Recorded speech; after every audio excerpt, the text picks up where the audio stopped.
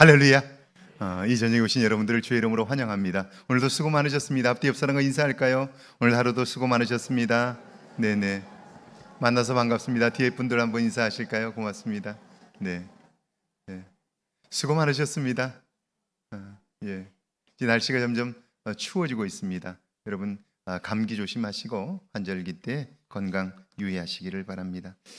살아가면서 누군가를 만나서 받는 영향이 굉장히 큽니다. 저도 목회자로서 살아가면서 만났던 참 많은 좋은 선배들이 있었는데 그 중에 지금은 고인이 되신 서울 사랑의 교회 옥하는 목사님을 제가 만났을 때 그분에게서 받았던 감동이 지금도 남아 있습니다. 그분이 제자훈련을 하시고 그리고 제자훈련 세미나를 열었는데요. 초창기입니다. 제가 그 세미나에 참석을 했는데 첫 시간은 꼭 이 옥하는 목사님이 하셔야 강의를 하시는데 첫 시간 강의 제목이 광인론입니다. 그러니까 광인론이라는 건 뭐냐면 미쳐야 한다 하는 거예요. 목회자란 미치지 않으면 목회가 결코 행복할 수 없다 하는 강의를 하는 거예요. 그럼 뭐에 미쳐야 할까요? 그분의 강의 내용은 한 사람에게 미쳐야 한다는 거예요. 그러니까 한 사람을 사랑할 수 없다면 모든 사람을 사랑할 수 없다 하는 것이 그 강의 내용이었어요. 그래서 목사는 적어도 한 사람에게 미쳐야 교회를 사랑할 수 있고 모든 성도들을 사랑할 수 있다. 한 사람에게 미칠 수 없는 사람이 행복한 목회를 할 수 없다. 그런 이야기를 하셨는데 제 마음에 굉장히 크게 와 닿았습니다. 자, 한 사람을 사랑할 수 없으면 모두를 사랑할 수 없다 하는 말이 제 마음속에 크게 박혀 있는 이유가 뭐냐면요. 오늘 우리가 살면서 삶이 힘들다고 느끼고 사는 재미가 없다고 느끼는 이유가 뭘까? 여러 가지로 이야기할 수 있겠지만 그 중에 핵심적인 이야기를 한다면 한 사람을 사랑하는 일에 우리가 실패하고 있지는 않느냐 하는 거예요. 그 한 사람이 누구일까요? 가장 가까운 사람, 그 한 사람을 사랑하는 일에 실패하고 있지는 않은가? 남편과 아내, 부모와 자녀, 목회자와 성도, 그리고 교사와 학생, 성도와 성도, 정치인과 국민. 사실은 가장 사랑해야 할 대상들이죠. 정치인이 나서서 국민을 사랑합니다 100번 얘기하지만 정말 그 사람 속에 국민 한 사람을 사랑하는 마음이 있을까? 있다면 그는 그 일을 하면서 지치지 않을 거예요. 왜냐하면 나로 인하여 그 한 사람이 행복하게 되니까요. 남편과 아내가 가장 가까이 있는 그 한 사람을 사랑할 수 있다면 그 행복한 그 사람 때문에 내가 행복하지 않겠어요? 우리는 가장 가까이 있는 한 사람을 사랑하는 일에 실패하고 있지는 않느냐 하는 거예요. 뭐 굉장한 변화를 우리가 기대하고 있지만 사실은 우리가 이루는 변화라는 것은 지극히 작은 거예요. 그런데 우리는 가장 가까운 사람을 사랑하는 일에 실패하면서 인류를 사랑하겠다고, 나라를 사랑하겠다고 그렇게 생각하는 거예요. 그건 굉장히 착각이죠. 한 사람을 사랑하지 못하는데 어떻게 나라를 사랑할 수 있겠어요? 그러니까 가정이 엉망이면서 나라를 구하겠다고 나서는 사람들은 그건 다시 한번 생각해 봐야 하는 거죠. 자, 한 사람을 사랑하는 일에 성공할 수 있다면 그 사람은 적어도 자기 사는 시간만큼 행복할 거예요. 그런 면에서 우리는 성경을 다시 읽어야 하는데 제가 이사야서를 읽다가 정말 감동을 받았던 지난 주간에 사람들은 형편없는 포도송이를 보면서 먹을 게 없다고 다 집어 버려요. 그런데 하나님의 시선은 그 별 볼 일 없는 한 송이 포도송이가 아니라 그 속에는 그래도 실한 포도 알맹이 하나가 있다는 거예요. 하나님은 그것에 관심하며 그것으로 즙을 짜겠다고 말씀하셔요. 그래서 버릴 수가 없는 거예요. 자, 실한 포도송이가 아니라 먹을 수 없는 포도송이를 보면서 안타까워하는 마음, 그게 하나님의 마음이에요. 하나님의 자녀된 우리들에게 그 하나님의 마음을 이해하는 마음이 있느냐 하는 거예요. 그리고 하나님은 그 못 먹을 만한 포도송이 중에도 하나 먹을 만한 것이 있으면 그것을 관심하시는데, 오늘 세상 사람들이 다 형편없다 해도 그 중에 한 사람이 하나님의 뜻대로 살아갈 때 하나님은 그 한 사람 때문에 행복해 하시는데, 오늘 내가 그 하나님의 시선을 가지고 있느냐 하는 거예요. 한 사람을 사랑할 수 없으면 누구도 사랑할 수 없다라고 하는 아주 분명한 성경적 메시지를 가지고 우리가 한번 오늘 본문을 볼 수 있으면 좋겠는데요. 제가 가수 이승철 씨가 35주년 데뷔 앨범으로 뮤직비디오를 만들었어요.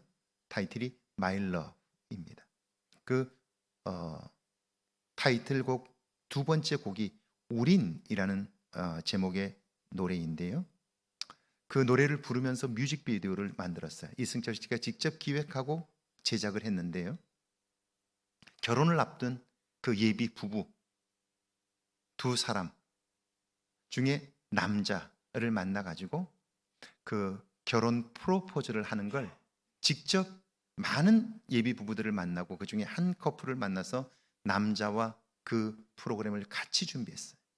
그리고 마지막 프로포즈를 하는 걸 My Love라는 제목으로 뮤직비디오를 만들었습니다. 그때 거기서 이승철 씨가 부른 노래가 우린이라는 곡인데요. 가사가 대충 이렇습니다. 못 지킬 약속이면 하지 말아요 우리. 지금은 감정이 앞서 있죠. 이루어질 순 없어요 우린. 조금만 내가 아닌 다른 곳을 바라보아요. 우리가 잊지 못하는 건 추억이에요. 서로가 아니라. 우리가 견뎌야 하는 건 이별이에요. 서로가 아니라. 모든 걸 잃어가며 우린 사랑했죠. 자, 여러분 어떻게 생각하시나요? 여러분이 누군가와 사랑했다가 헤어질 때 무엇 때문에 아파하시나요? 너 때문에 그랬다고 생각하는데 사실은 아파하는 건 우리가 함께했던 시간이 있고 함께했던 추억이 있기 때문에 오랫동안 아파한다는 거예요. 그러면 그게 아프다는 걸 알았다면 우리는 서로 후회할 만한 일들을 하지 말았어야 하는데 우리는 서로 후회할 만한 일들을 하고 가까이 있을 때 그걸 소중하게 보지 못하고 그리고 돌이킬 수 없이 헤어지게 될 때 우리는 함께 아파한다. 그런 내용이에요. 이제 그 노래를 부르면서 이제 한 남자가 프로포즈를 하는 거예요. 뮤직비디오 한번 보실까요? 네. 내용을 대충 제가 이야기했으니까 보시면서 한번 보시죠.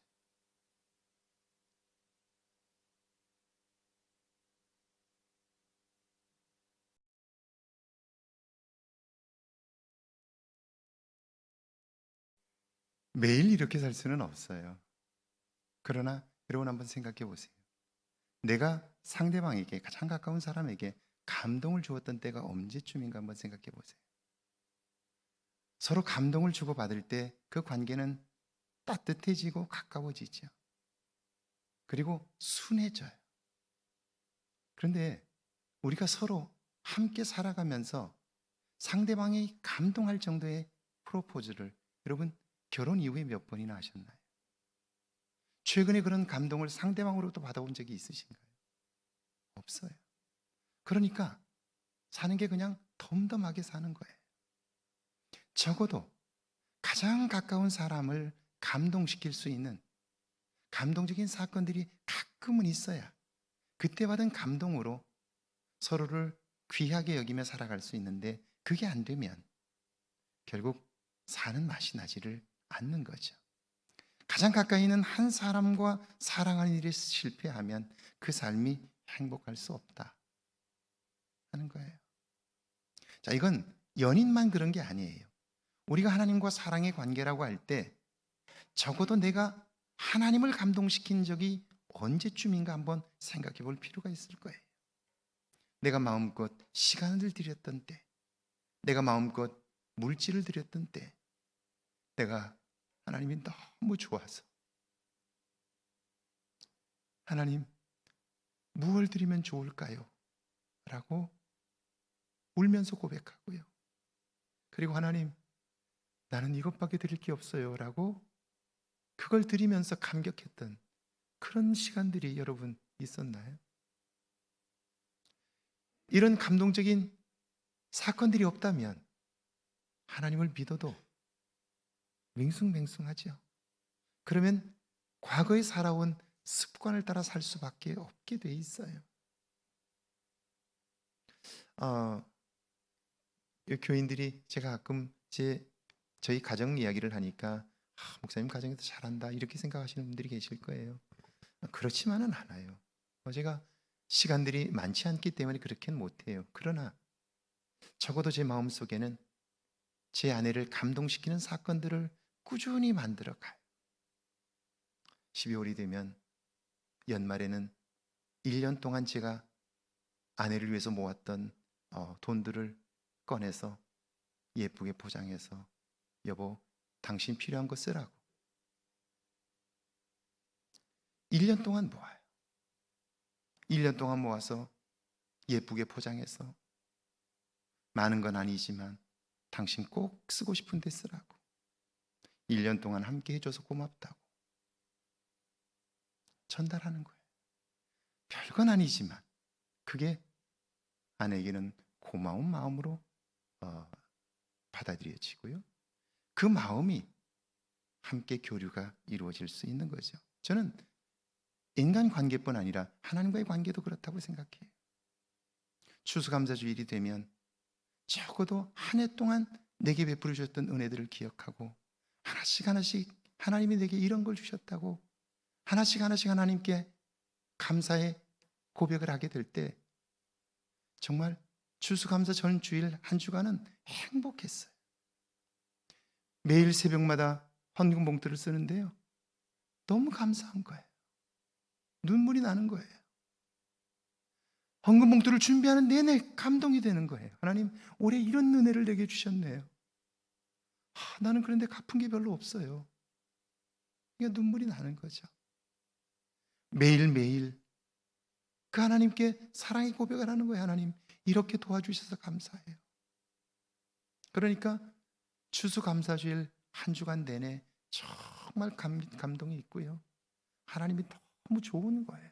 그러니까 추수감사주일을 보내고 나면 한 해 동안 또 그 은혜로 감동으로 열심히 살 수 있게 되는 거죠. 자, 하나님 나라를 경험한 사람들입니다. 밑에 한번 같이 읽어볼까요? 함께 읽습니다. 우리 지역 김제에 감동적인 교회가 있습니다. 기억자 교회라 부르는 금산교회입니다. 금산교회는 남장로교 출신의 데이트 선교사가 전도한 지역의 거부 조독삼이 자기 집을 내어놓아 세운 교회입니다. 그 집에 모습으로 있던 이자익 청년도 예수님을 영접하여 그 교회에 출석하게 되었는데 어느 날 장로 선거가 있었습니다. 당연히 조독삼 어른이 피택될 줄 알았는데 이자익이 되었습니다. 놀란 교인들이 웅성거릴 때 조독삼 어른이 일어나 말합니다. 하나님께서 우리 교회를 사랑하셔서 젊은 종을 세우셨습니다. 하나님께 감사드립니다. 그분은 머슴 이자익이 설교할 때 제일 앞자리에 앉아 설교를 들었고 그분을 평양신학교에 보내 공부하게 합니다. 그리고 졸업할 때 그분을 금산교회 담임 목회자로 모십니다. 교단에서 유명 인사가 된 그분을 서울의 교회들이 모시려고 할 때마다 단호히 이자익 목사님이 거절합니다. 뭐라 그러면서요? 받은 은혜를 잊으면 인간도 아닙니다. 자, 우리가 하나님의 백성으로 살아가는 동안 하나님께 얼마나 많은 은혜를 입었나요? 그 은혜를 잊으면 우리는 인간도 아닌 거예요. 근데 우리는 그 은혜는 다 잊어버리고 살지 않나요? 그러니까 감동이 없지 않나요? 아내와 남편으로 살았던 시간들이 얼마나 소중합니까? 내가 일방적으로 희생만 했나요? 아니에요. 상대방이 희생했기 때문에 오늘 여기까지 온 거예요. 그러면 상대방이 나한테 못했다고만 생각할 것이 아니라 내가 상대방을 얼마나 감동시켰나, 내가 몇 번이나 감동시켰나 한번 좀 생각해 볼 필요가 있죠. 여러분 한번 생각해 보세요. 개도요 계속해서 때리거나 학대를 하면요 물어요, 주인도. 그런데 볼 때마다 먹을 걸 주고 사랑한다고 그러고 쓰다듬어 줘보세요. 그러면 벌써 저기서 발소리만 들려도 꼬리를 치고 막 달려 나오고 그래요. 사람이잖아요. 우리가 사람이면 상대방이 나를 사랑해 줄 때 행복한 것처럼 내가 그를 사랑할 때 그가 행복해지지 않겠어요? 근데 우리는 내가 사랑을 받으려고만 하지 않나요? 한번 오늘 정말 냉정하게 내가 남편을 또는 아내를 감동시킨 때가 언제쯤인지 한번 생각해 볼 수 있으면 좋겠습니다. 1번이죠. 대림절기는 오고 있는 하나님 나라를 맞이할 준비를 하는 때입니다. 1번입니다. 하나님의 나라는 하나님이 다스리는 나라입니다. 함께 했습니다. 세계관이란 세상을 보는 눈이며 이해하는 틀입니다. 성경이 말씀하는 세상은 악한 사탄의 세력이 지배하고 있습니다. 그는 생명을 유혹하고 협박하여 멸망으로 이끌고 있습니다.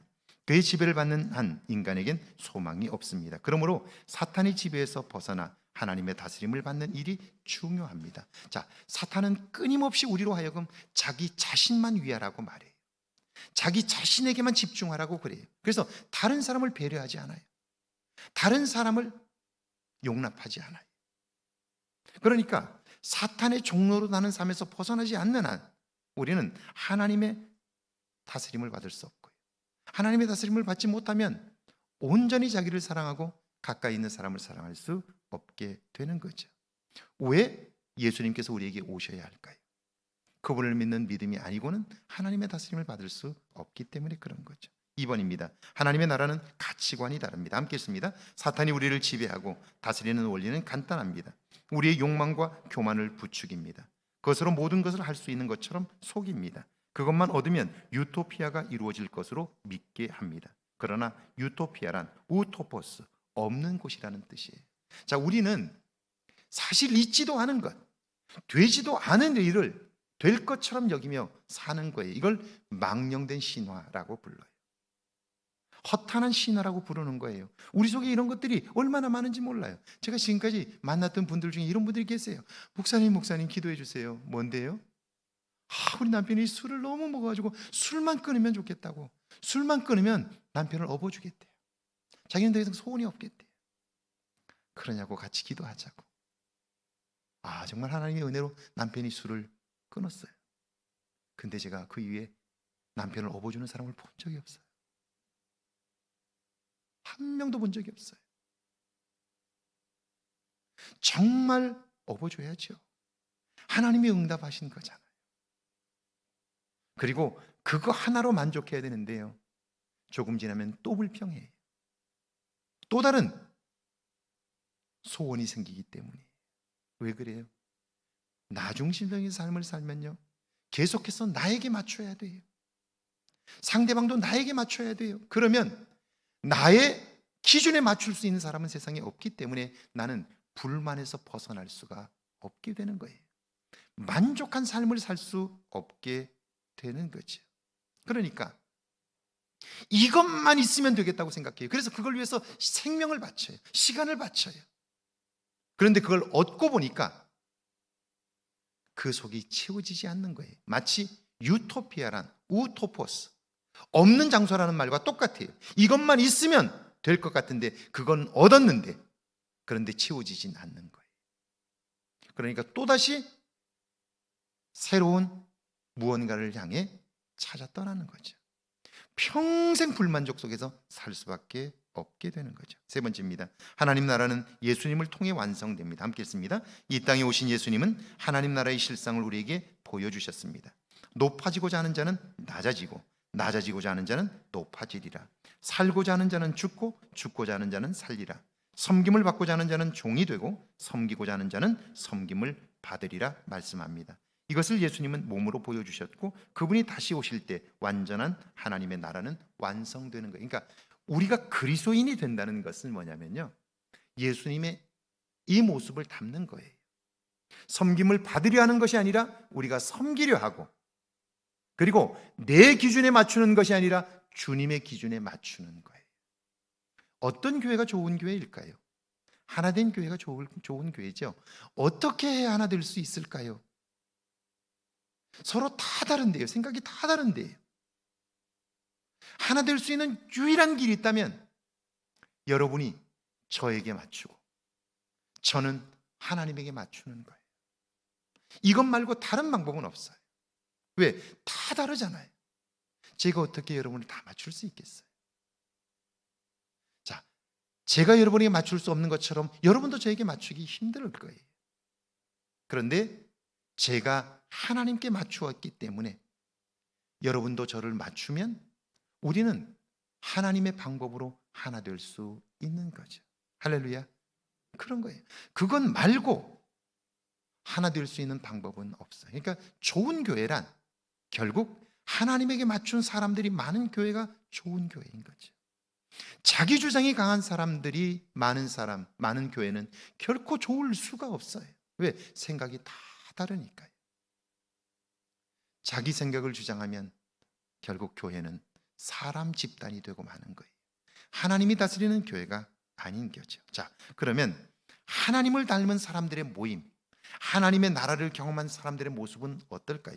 이사야 11장 6절입니다. 그 밑에 한번 같이 읽어볼까요? 그때 이리가 어린 양과 함께 살며 표범이 어린 염소와 함께 누우며 송아지와 어린 사자와 살진 짐승이 함께 있어 어린아이에게 끌리며. 여기 그때라고 되어 있는데 이 그때란 언제냐면 이 이사야서 11장 1절에 있는 말씀 이하의 말씀이에요.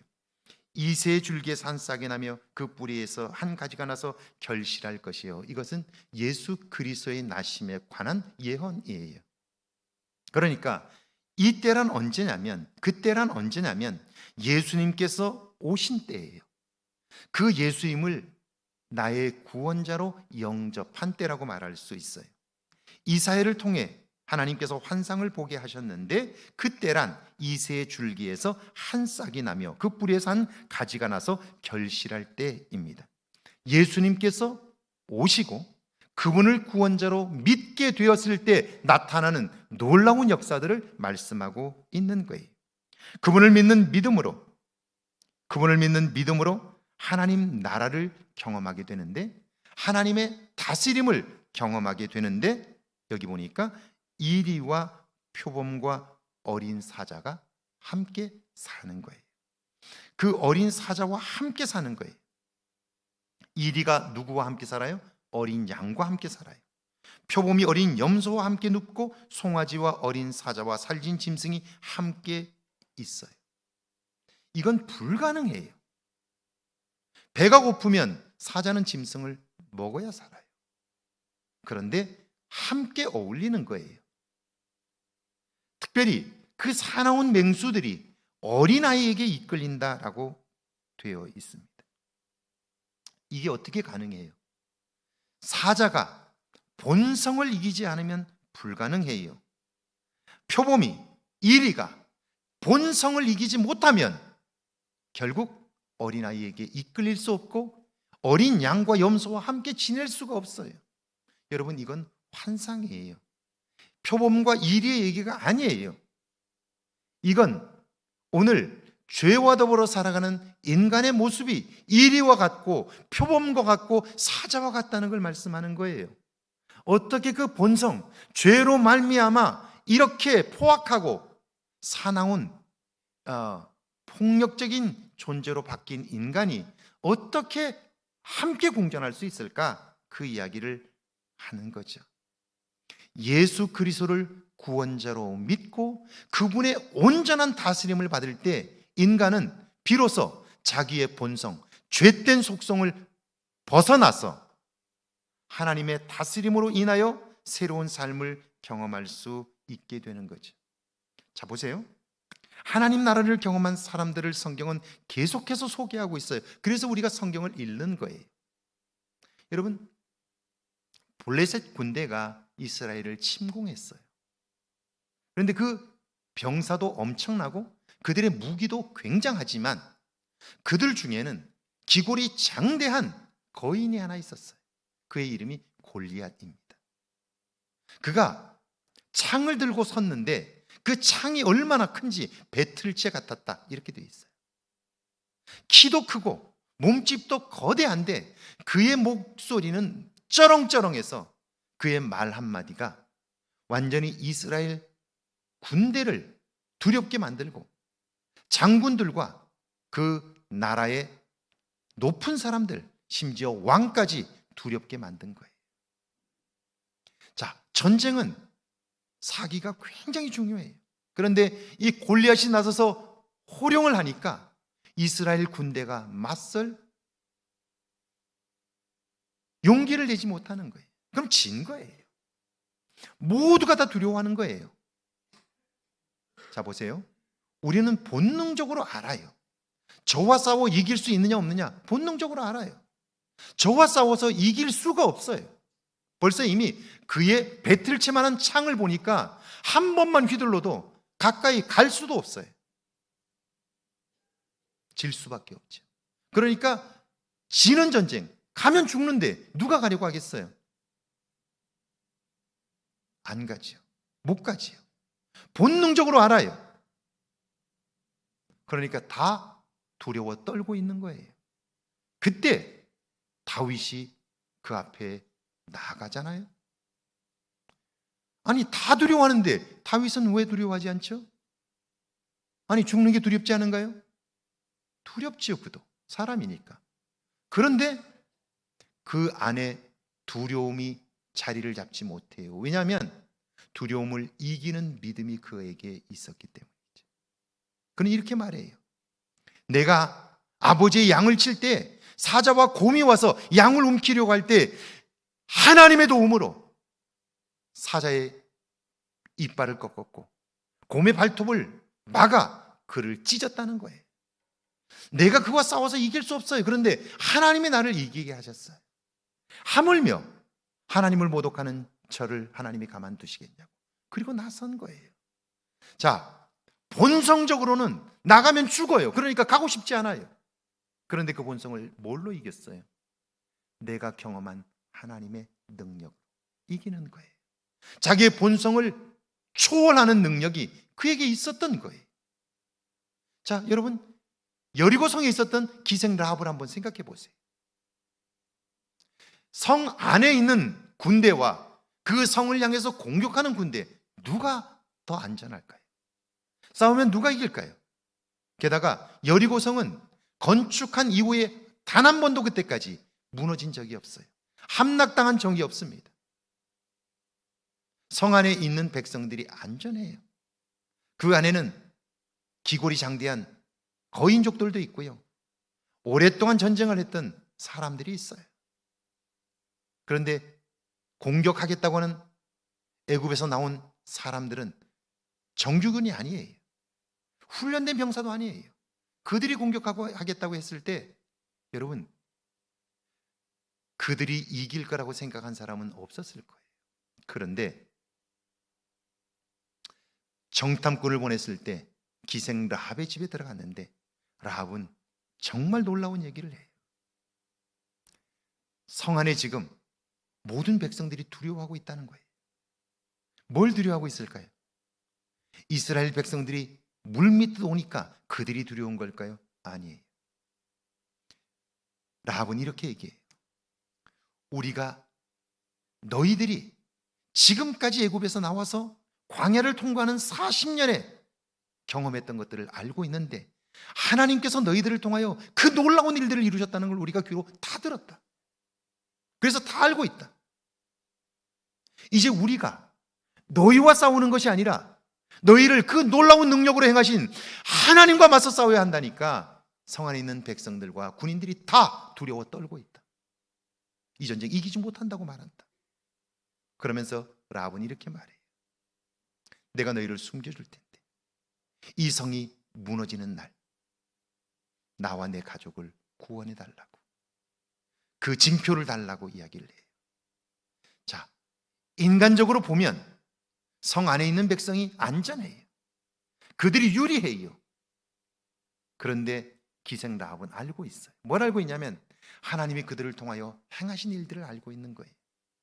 그걸 믿기 때문에 자기를 초월하는 거예요. 자기 능력이 아니라 하나님의 능력을 힘입었기 때문이죠. 하나님이 하신 일들을 경험했기 때문이에요. 이리와 사자가 어떻게 양과 염소와 함께 지낼 수 있어요? 어린아이와 어떻게 함께 있을 수 있어요? 여기 이리와 사자와 표범이 자기 본성을 극복할 때 가능한 거예요. 오늘 죄와 더불어 살아가는 인간은 그 속성이 이리와 같아요. 표범과 같아요. 사자와 같아요. 다 먹고도 더 먹겠다고 옆에 오지도 못하게 하고 자기 혼자 가둬두고 그렇게 살아요. 먹어도 채워지질 않는 거예요. 그러니까 닥치는 대로 먹는 거죠. 그 본성을 어떻게 극복해요? 하나님의 다스림을 받고 예수 그리스도를 구원자로 믿을 때 우리는 한계를 벗어나게 되는 거죠. 2번입니다. 이사야서 11장 7절과 8절입니다. 함께 읽습니다. 암소와 곰이 함께 먹으며 젖 먹는 아이가 독사의 구멍에서 장난하며. 독사가, 어린아이가 장난을 쳐도 물질 않는다는 거예요. 무는 건 본성이에요. 제가 저희 강아지를 키웠잖아요. 매일 먹을 걸 줘요. 먹을 것만 주는 게 아니라 간식까지 줘요. 그것도 챙겼다가 사서 간식까지 줘요. 물 때가 되면 물 주지요. 일주일에 한 번씩 자기 잠자리 불편할까 봐 다 잠자리 정리해 주죠. 냄새 날까 봐 청소도 일주일에 한 번씩 꼭 해주지요. 그렇게 해주는 주인이 어디 있어요? 그럼 고마워해야 될 거 아니에요. 절은 못하더라도 그래도 고마워해야 될 텐데, 그런데요, 항상 제 손에 먹이가 있으면요 달려와서 빼앗아 가요. 기다리라고 해도 와서 물고 가요. 본성이에요, 본성. 분명히 줄 걸 알 거예요. 왜냐하면 내가 들었다면 주거든요, 지금까지. 그런데도 내가 먹을 걸 손에 들기만 하면 와서 뺏어가요. 본성이에요. 이 본성을 극복하지 않으면 이 일을 하기가 어려운 거죠. 독사가 어린아이의 손을 물지 않는 것, 그것은 그 본성을 극복할 때만 가능한 거예요. 해를 가하거나 당하지 않는 삶이에요. 자, 그러니까 자기의 본성을 초월하게 될 때 결국 인간은 평안과 안전이 약속되는 거예요. 그리고 이걸 알게 되면 그의 삶은 놀라운 능력이 나타나요. 여기 로마서 5장 3절과 4절에 보니까 이렇게 돼 있어요. 같이 한번 읽어볼까요? 우리가 환난 중에도 즐거워하나니 이는 환난은 인내를, 인내는 연단을, 연단은 소망을 이루는 줄을 알미로다. 자, 보세요. 이때 안다는 말은 배워서 아는 것이 아니고 삶으로 경험하여 알게 되었다는 거예요. 이 삶으로 경험하여 알게 된 이 지식이 존재를 바꾸는 거예요. 존재를 바꾸는 거예요. 오늘 저녁에 그 구역 그 공동체 신방이 있어서 함께 만나서 이야기를 나누다가 권사님 한 분이 이런 얘기를 해요. 밤에 꿈을 꿨는데 사나운 꿈을 꿨다고. 꿈에서 친구가 너 62세밖에 못 산다고 그랬다고. 근데 그 꿈을 거듭 꾸어서 두려운 마음이 있다고 그래요. 목사님 어떻게 하면 좋을까요? 이걸 어떻게 극복할 수 있을까요? 이런 이야기를 질문했어요. 여러분 같으면 뭐라고 대답을 해주었을까요? 뭔 꿈을 믿고 그래, 그렇게 얘기하실래요? 지금 그분은 그 꿈에 대한 것으로 두려움이 있는 거예요. 제가 그래서 웃으면서 이렇게 얘기해 줬어요. 꿈이란 무엇을 꾸었느냐보다 더 중요한 것이 그 꿈을 해석하는 거라. 우리는 자꾸 꿈을 꾸고 나서 잘못된 해석을 한다고. 그게 맞지도 않는데 그게 맞는 것처럼 생각한다고. 그런데 꿈은 무엇을 꾸었느냐보다 그 꿈을 어떻게 해석하느냐에 따라 완전히 달라진다고. 그러면서 제가 삼천각자 동방사기 이야기를 해줬어요. 동방사기가 어디를 갔다 오다가 고개를 넘게 되는데 그 고개는 한 번 넘어지면 3년밖에 못 살아요. 3년밖에 못 살아요. 그러니까 그 고개를 넘어올 땐 조심조심해서 오죠. 넘어지지 않으려고. 그런데 미끄러져서 넘어진 거예요. 넘어져가지고 큰일 났잖아요. 3년밖에 못 살아요, 넘어지면. 그러니까 충격을 받아서 집에 와서 앓는 거예요. 그 말도 사실이 아니에요. 전설 같은 이야기예요. 근데 지금 믿고 있는 거예요, 사람들이. 그러니까 3년밖에 못 산다고 이불을 뒤집어 쓰고 끙끙 앓고 있는 거예요. 어떻게 하면 좋아요? 지금 꿈을 꾸고 두려워하는 것과 똑같죠. 어떻게 하면 좋아요? 그 이야기를 들은 어떤 노인이 그를 찾아가요. 가서는 왜 누워있냐고, 왜 머리를 싸고 있냐고. 넘어지면 3년밖에 못 사는 그 고개에서 제가 넘어졌다고 그렇게 얘기를 해요. 그러자 일어나라고. 왜요? 빨리 일어나라고. 그래서 손을 잡고 그 언덕으로 데리고 가요. 가서는 확 밀어가지고 떼굴떼굴 굴게 했어요. 몇 바퀴 굴렀냐고. 10대바퀴 굴렀다고. 다시 올라오라고. 또 밀었어요. 또 10대바퀴 굴렀어요. 몇 바퀴 굴렀냐? 10대바퀴 굴렀어요. 또 다시 올라오라고. 또 한 번 밀었어요. 몇 번 이제 굴렀냐고. 예, 10대바퀴 굴렀다고. 한 30여 바퀴 굴렀어요. 그러면 한 번 넘어질 때마다 3년이니까 여러분 30바퀴 굴르면 몇 년이에요? 30바퀴 굴렀으니까 몇 년이에요? 30년, 30년, 30바퀴면 30년. 그러면 거기서 한 100바퀴를 굴르면 300년을 살겠네요. 보세요. 그걸 내가 믿는 것도 바보 같은 일이지만 사실은요, 그걸 어떻게 받아들이냐에 따라 다른 거예요. 꿈보다 중요한 건 해몽이에요. 팩트보다 중요한 건 해석이에요. 오늘 내가 살아가면서 겪는 일보다 더 중요한 건 내가 그걸 어떻게 해석하느냐는 거예요. 여기 보세요. 환난은 인내를, 인내는 연단을, 연단은 소망을 이루는 줄 알면 환난의 때에도 기뻐할 수 있는 거예요. 이걸 아는 사람만이 기뻐할 수 있는 거예요. 환난의 때에 모두가 다 좌절하고 절망하고 누구 때문이라고 원망하는데, 그런데 환난의 때 기뻐하는 사람이 있는 거예요. 왜요? 알기 때문에. 이 환난의 끝이 잘 시간을 통과하면 어떤 결과를 가져오는지 알기 때문에 환난의 때에 기뻐할 수 있게 되는 거죠. 이건 배워서 하는 것이 아니에요. 몸으로 경험할 때만 가능한 거죠. 하나님 나라를 경험한 사람들이 그래서 구별되어 사는 거예요. 3번입니다. 이사야서 11장 9절입니다. 같이 읽습니다. 내 거룩한 산 모든 곳, 하나님의 다스림을 받는 곳이죠. 그것은 해됨도 없고 상함도 없을 것이니 하나님의 약속입니다. 여호와를 아는 지식이, 이 지식이 세상에 충만하기를 하나님은 원하시는 거예요. 왜? 우리 모두가 다 온전한 삶을 살기를 원하시기 때문에 그래요. 할렐루야. 그러니까 하나님 나라를 경험한 사람들만이 자기의 한계를 초월할 수 있고 자기 자신의 능력을 넘어설 수 있게 되고요. 그래서 자기가 생각하지 못했던 새로운 삶을 경험하게 되는 거죠. 그래서 생각만 해도 좋은 은혜 안에서 살게 되고요. 살면 살수록 삶이 너무 기쁘다고 즐겁다고 말할 수 있게 되는 거예요. 제가 오늘 여러분에게 도전할게요. 이게 한순간에 되진 않아요.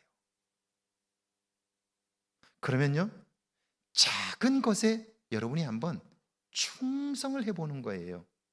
그러니까 실력은 같은 것을 반복할 때 실력이 생기는 거예요. 그런데 우리는 그걸 못해요. 여러분 말고 저 건너쪽에 있는 교인들, 우리는 잘해요. 자, 보세요. 우리에게 주어지는 오늘의 것들을 너무나 소홀히 여겨요. 제가 매일 말씀 묵상을 보내잖아요. 제가 얼마나 짧게 하는지 대략 6분 정도, 길어야 7분 아니에요. 6분, 5분에서 6분, 짧으면 3분에서 6분 정도짜리예요. 매일 교인들에게 영상을 보내고 있어요. 자, 6분이라고 해도 여러분이 화장실에 가서 듣는다고 해도 들을 수 있고요. 여러분이 어딜 움직이면서 들을 수 있고요. 여러분들이 가장 짧은 잠깐의 쉬는 시간에도 그걸 들을 수 있어요. 여러분이 의식적으로만 듣기 시작하면 하루 중에 그걸 들을 수 있어요.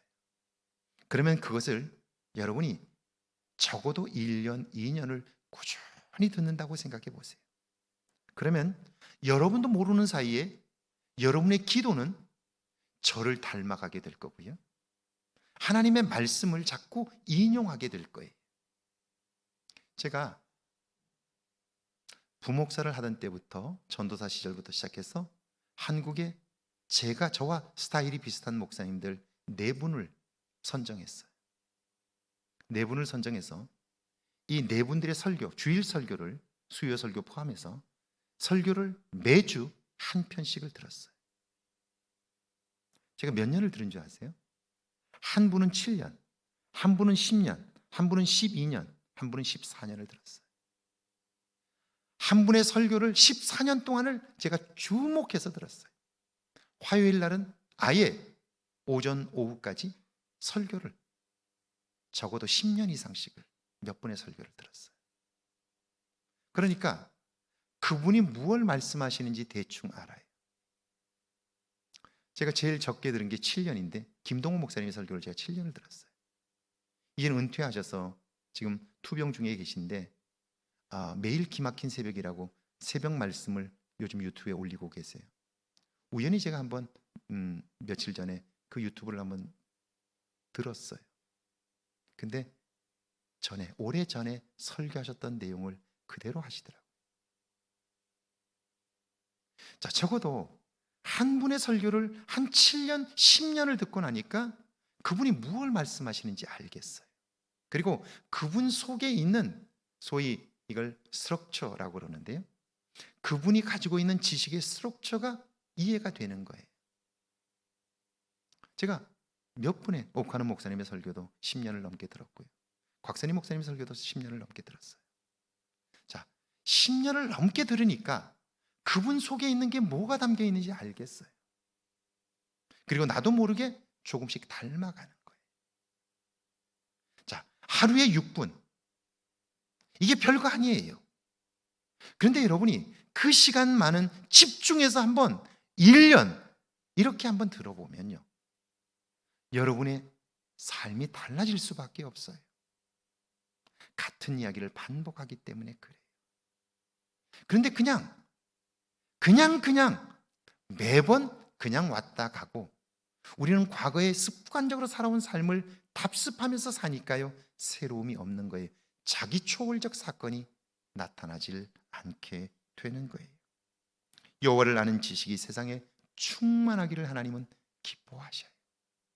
여러분 한 사람 한 사람 속에 그 지식이 충만하게 될 때 여러분은 여러분의 한계를 넘어서는 새로운 세계를 경험할 수 있게 되는 거죠. 이 은혜가 있기를 주의 이름으로 축원합니다.